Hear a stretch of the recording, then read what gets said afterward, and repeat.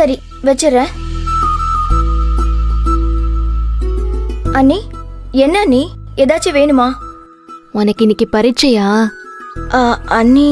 உண்மையை சொல்லு, இன்னைக்கு உனக்கு பரீட்சையா? ஆமா அண்ணி. ஏன் இப்படி பண்ற? பரீட்சைக்கு போறதை விட என் கூட இருக்கிறதே முக்கியமா? அண்ணி, அண்ணா. உங்க அண்ணன் என்னைய தவிர வேற எதையுமே யோசிக்கிறதே இல்ல. அவரு சைட்ல இருந்து அவரு செஞ்சது சரிதான். ஆனா நீ உன் சூழ்நிலையை சொல்லிருக்கணும்ல. அண்ணி பரவாயில்ல, வீட்டு சூழ்நிலை சரியில்லையே, அதனாலதான் அண்ணா கிட்ட எதுவுமே சொல்லல. உங்களுக்கு முடியாதப்போ எப்படி அண்ணி தனியா விட்டுட்டு போறது? ஏதோ கொஞ்சம் சோர்வா இருக்குது, அம்புட்டுதேன். கொஞ்ச நேரம் தூங்கி எந்திரிச்சா நானே சரியாயிருவேன். தூங்கறதுக்கு துணைக்கு ஒரு ஆளா? இல்ல அண்ணி, ஏற்கனவே தனியா இருக்கும்போது தானே உங்களுக்கு அடிபட்டுச்சு. அதே அத்தை வீட்ல இருக்காங்களே.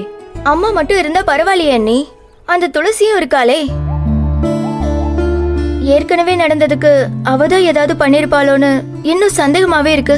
ஏய் யாழ்னி, அப்படிலாம் சொல்லாத. உனக்கும் உங்க அண்ணனுக்கும் வர சந்தேகம் இருக்கே, அது வேற யாருக்கும் வராது. அத்தைக்கு என்னைய பிடிக்காததே, ஆனா அன்னைக்கு என்னை அப்படி ஒரு சூழ்நிலையில பார்த்ததும் ஆஸ்பத்திரிக்கு கூட்டிட்டு போனது யாரு? அத்தை தானே, துளசி தானே. என்ன கோவம் இருந்தாலும் என்னை அக்கறையா பாத்துக்கணும்னு அத்தைக்கும் தெரியும். அது மட்டும் இல்ல, நான் தான் சொல்றேன்ல, நீயும் அண்ணனும் பயப்படுற அளவுக்கு என் உடம்புக்கு ஒன்னும் இல்ல. கொஞ்சம் ஓய்வெடுத்தா சரியாயிரும். நீ முதல்ல காலேஜ் கிளம்பு, பரீட்சதே முக்கியம். அதை விட்டு புட்டு வீட்ல இருந்து என்னைய பாத்துக்கிற அளவுக்கு எனக்கு ஒன்னும் இல்ல, அவசியமும் இல்ல. என்னது காலேஜுக்கா? ஐயோ, அண்ணாக்கு தெரிஞ்ச அவ்வளவுதான். அதெல்லாம் உங்க அண்ணன் ஒன்னும் சொல்ல மாட்டாரு. அப்படி ஏதாச்சும் சொன்னா நான் தான் காலேஜுக்கு போக சொன்னேன்னு சொல்லிக்கிறேன். நீ இப்ப காலேஜுக்கு புறப்படு. அண்ணி, எதுவும் பேசக்கூடாது. கிளம்புனா கிளம்பு, போ.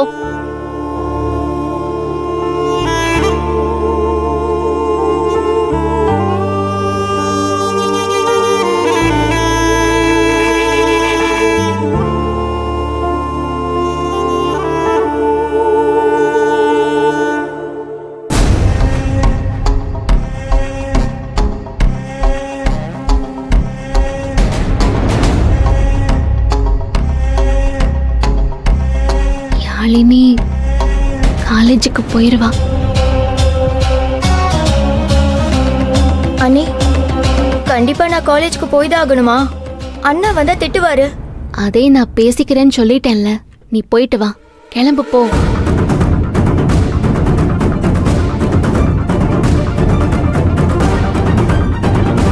பாத்தீங்களா அத்தை, வீட்ல இருந்து ஆனந்திய பாத்துக்கோன்னு மாமா யாழ்னு கிட்ட சொன்னா அவ வீட்ல இருக்கா. வேண்டாம் நீ காலேஜ்க்கு போன இவ சொன்னதும் அவ மறு பேச்சு பேசாம காலேஜ்க்கு கிளம்பி போறா. கையில சாட்ட ஒண்ணுதான் இல்ல, என் பிள்ளைங்கள இவ இஷ்டத்துக்கு ஆட்டி வைக்கிறா. இதையெல்லாம் கொஞ்சம் கொஞ்சமா நான் மாத்திருவேன். ஆனா உன் புள்ளைக்கு அப்பன்னு என் புள்ள பேரை வைக்க கூடாது. அது நான் உடனடியா எடுத்தாகணும். கிளம்பு. என்ன அப்படியே நிக்கிற? அத்தை சொன்னது காதுல விழல? அத்தை, தயவு செஞ்சு நான் சொல்றத கொஞ்சம் கேளுங்க. இப்ப உடனே போய் பேர் எடுக்கிறது, உடனே போய் பேரை எடுக்கிறது தான் சரி. இப்பவே எடுத்துதான் ஆகணும். நீ என்ன சொன்னாலும் நான் கேட்க போறதில்ல. கிளம்புன்னு சொல்றேன்ல. துளசி, ஆட்டோ புக் பண்ணியா இல்லையா? பண்ணிட்டேன். தெரு முனைக்கு வந்துருச்சு. நேத்து அந்த ஆஸ்பத்திரிக்கு போய் உன் வயித்துல வளர்ற புள்ளைக்கு என் புள்ளதான் அப்பன்னு பேர் பதிஞ்சிட்டு வந்தல, அந்த அட்டை எடுத்துட்டு வா. போ போன்னு சொன்னேன்.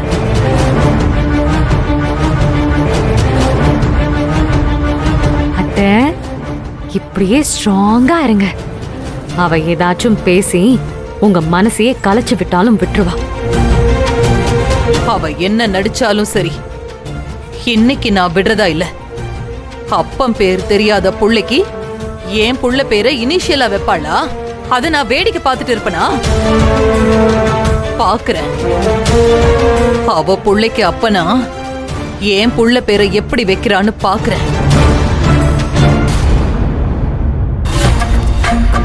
அண்ணா கொஞ்சம் வெயிட் பண்ணுங்க. சரிம்மா.